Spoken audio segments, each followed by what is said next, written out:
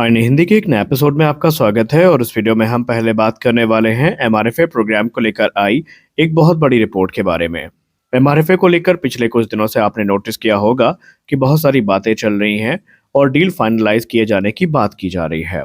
और ये डील कोई छोटी मोटी डील नहीं है, बल्कि यहाँ पर 114 राफेल फाइटर्स के खरीद की बातचीत चल रही है। इसी बीच अगर हम मीडिया रिपोर्ट्स की बात माने तो इस प्रोग्राम ने और ज़्यादा पेस पकड़ लिया है, क्योंकि फ्रांस के राष्ट्रपति इमैनुअल मैक्रोन के जो भारत विजिट है फरवरी के तीसरे हफ्ते में, उस दौरान हमें कुछ बड़ी अनाउंसमेंट होती नजर आएंगी। दरअसल जब वो नई दिल्ली के अपने दौरे पर होंगे, तो अगर हम एएनआई न्यूज़ के हवाले से बात करें तो मिनिस्ट्री ऑफ डिफेंस उस समय कुछ बड़ी कॉल ले सकता है। ऑलरेडी भारतीय वायुसेना इस प्रोग्राम का समर्थन कर रही है और यहाँ पर भारतीय वायुसेना के लिए 114 राफेल फाइटर एयरक्राफ्ट की खरीद की जानी है, जिसकी लागत 3.25 लाख करोड़ रुपए होने वाली है।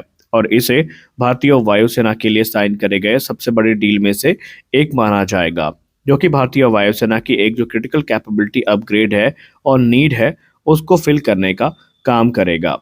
इस प्रपोजल में जहां तक अभी जानकारी प्राप्त है एएनआई के हवाले से, तो प्रपोजल पर बात करते हुए ये कहा गया कि भारतीय वायुसेना की ऑपरेशनल फ्लेक्सिबिलिटी को और इम्प्रूव करने के लिए इस डील के अंतर्गत हमें 88 सिंगल सीट फाइटर और 26 की संख्या में जो ट्विन सीट वेरिएंट है उनको प्लान किया गया है।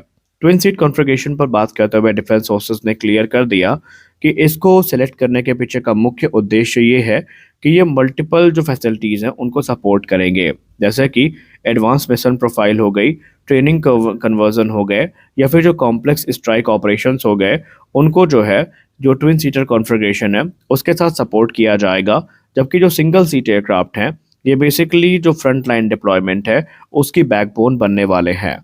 डिफेंस सोर्सेज ने मीडिया से बात करते हुए ये भी कहा कि ये जो एक्विजिशन है ये भारतीय वायुसेना की जो लॉन्ग टर्म रिक्वायरमेंट है 4.5 प्लस जनरेशन के एयरक्राफ्ट की, उसको पूरा करने के उद्देश्य से किया जा रहा है। जहाँ पर पुराने फाइटर्स के जाने के बाद जो कैपेबिलिटी गैप क्रिएट हो रहा है उसको ब्रिज करने की या फिल करने की जिम्मेदारी राफेल के कंधे पर होने वाली है। इस एक्विजिशन प्लान को लेकर ऑलरेडी ये बताया गया कि इसने जो इनिशियल प्रोसीजरल हर्डल है उसको पार कर लिया है, क्योंकि इसे डिफेंस प्रोक्योरमेंट बोर्ड के तरफ से लास्ट मंथ अप्रूवल दे दिया गया है। और अब यहाँ पर एक हाई लेवल जो मिनिस्ट्री मीटिंग है उसमें इस प्रोग्राम को पिच किया जाएगा, जहाँ पर ऑपरेशनल अर्जेंसी, इंडस्ट्रियल पार्टिसिपेशन और जो फाइनेंशियल स्ट्रक्चरिंग है इसको लेकर डिस्कशन किया जाएगा। और उसके बाद आगे का निर्णय क्या होगा वो हमें देखने को मिलने वाला है। इस मामले की जानकार अधिकारियों ने मीडिया से बात करते हुए ये बताया कि इस समय ये भारत के लिए काफ़ी स्ट्रेटेजिकली इम्पोर्टेंट प्रोग्राम है और हम यहाँ पर भारत की जो प्रेजेंट सिक्योरिटी इन्वायरमेंट है उसको देखते हुए ही आगे का जो निर्णय है वो लेने वाले हैं। इस मामले पर बात करते हुए उन्होंने ये भी कहा कि यहाँ पर हम कोशिश कर रहे हैं कि ये जो 114 राफेल फाइटर एयरक्राफ्ट है इनमें कम से कम 80% जो फाइटर की फ्लीट है उसका जो निर्माण है वो डोमेस्टिकली भारत में किया जाए। और हम यहाँ पर ये भी प्लान कर रहे हैं कि इनमें जो मेक इन इंडिया कंपोनेंट है वो ज़्यादा से ज़्यादा हो, यानी कि जो इंडिजिनस कंपोनेंट है या इंडिजिनस कंपोनेंट का परसेंटेज है वो ज़्यादा से ज़्यादा हो, ताकि हमें कम से कम जो प्रोग्राम पार्ट्स हैं वो फ्रांस से इंपोर्ट करने पड़े। हालांकि उन्होंने ये भी स्पष्ट कर दिया है कि जो हाई वैल्यू या फिर उनके काफ़ी ऐसे पार्ट जिनमें फ्रांस काफ़ी सिक्रेसी मेंटेन करके रखता है उन्हें डायरेक्टली फ्रांस से इंपोर्ट किया जाएगा, लेकिन फिर भी चीज़ों को इंडिजनाइज करने का बड़े पैमाने पर प्रयास किया जा रहा है।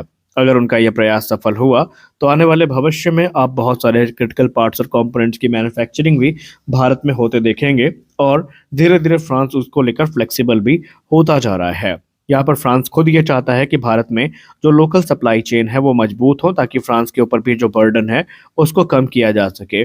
और इन्हीं सारे विषयों को लेकर इस समय जो बेसिक अंडरस्टैंडिंग है वो दोनों देशों के बीच में बनाई जा रही है। भारत का टारगेट है इंडिजिनस कंटेंट, टेक्नोलॉजी अब्जॉर्प्शन और लॉन्ग टर्म इंडस्ट्रियल कैपेसिटी को विकसित करने का। और ये जो फैक्टर्स हैं ये भारत के रडार में सबसे टॉप पर है और यही भारत के डिफेंस प्रोक्योरमेंट फिलॉसफी का एक महत्वपूर्ण हिस्सा भी बन चुके हैं।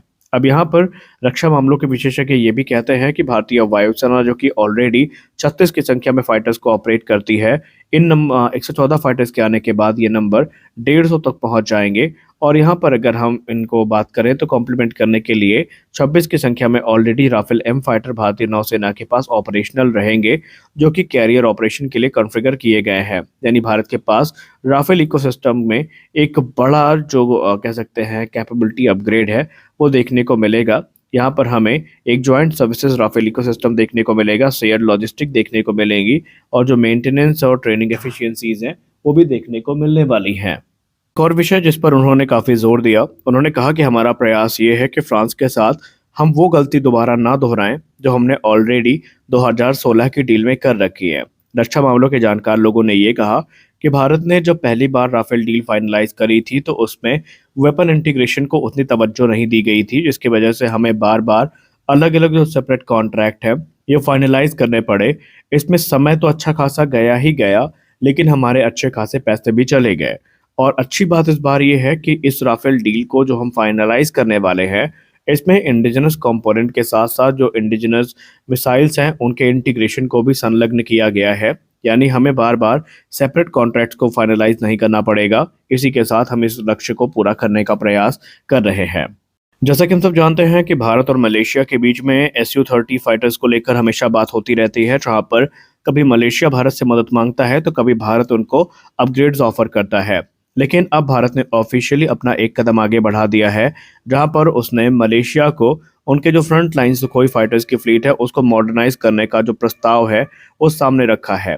और ये एक सिग्नल है कि भारत और मलेशिया की जो डिफेंस इंडस्ट्रियल कॉरपोरेशन है अब ये मजबूत होते नजर आ रहे हैं। एक सीनियर इंडियन डिप्लोमेट ने ये बताया कि नई दिल्ली इस समय मलेशिया के उस रिक्वेस्ट को कंसीडर कर रही है, जहां पर उन्होंने भारत के साथ जो अपने SU-30 MKM है उनको अपग्रेड करने की बात करी थी। और अब नई दिल्ली ने एक जो मिड लाइफ अपग्रेड प्रोग्राम है उसको प्रपोज भी किया है रॉयल मलेशियन एयरफोर्स के सामने, जहां पर वो उनके जो SU-30 MKM फाइटर हैं उनको मिड लाइफ अपग्रेड देने वाले हैं। यहाँ पर ऑप्शंस भी दिए गए हैं कि वो अगर चाहें तो वो भारत की जो BVR मिसाइल्स है उनके साथ अपने एयरक्राफ्ट को मॉडिफाई भी कर सकते हैं, अपग्रेड भी कर सकते हैं। यहाँ पर प्रपोजल जो है वो फिलहाल SU-30 MKM पर केंद्रित है, जो कि रॉयल मलेशियन एयरफोर्स की तरफ से ऑपरेट किया जाता है और वो इस प्रकार के तकरीबन 18 मल्टी रोल फाइटर जेट्स को ऑपरेट करते हैं। MKM वेरिएंट की बात करें तो ये सीधा भारत के SU-30 MKI आर्किटेक्चर से काफ़ी सिमिलैरिटी रखता है, जहाँ पर ये सेम एयरफ्रेम को शेयर करता है और इसके अलावा सेम थ्रस्ट वेक्टरिंग इंजन्स हमें देखने को मिल जाते हैं। Digital fly by wire control system देखने को मिल जाता है, लेकिन जो मेन डिफरेंस लाई करता है वो एवियोनिक्स कंपोजिशन और मिशन इलेक्ट्रॉनिक्स में, जहाँ पर मलेशिया ने जो कस्टमाइज रशियन ब्लेंडिंग है उसको सेलेक्ट किया था, जबकि भारत ने इस पे अधिकतर जो इंडिजिनस कंपोनेंट है उन्हें यूज़ किया है। और अब भारत अपग्रेड के माध्यम से उन्हें मलेशिया को ऑफर करने के लिए रेडी भी हो गया है। देखते हैं कि मलेशिया इसको लेकर क्या जवाब देता है। तो आज के इस वीडियो में बस इतना ही। आशा करते हैं ये वीडियो आपको अच्छी लगी होगी। वीडियो अच्छी लगी वीडियो को लाइक करिए, नए हैं चैनल को सब्सक्राइब करिए। मिलते हैं अगले वीडियो में, तब तक के लिए जय हिंद।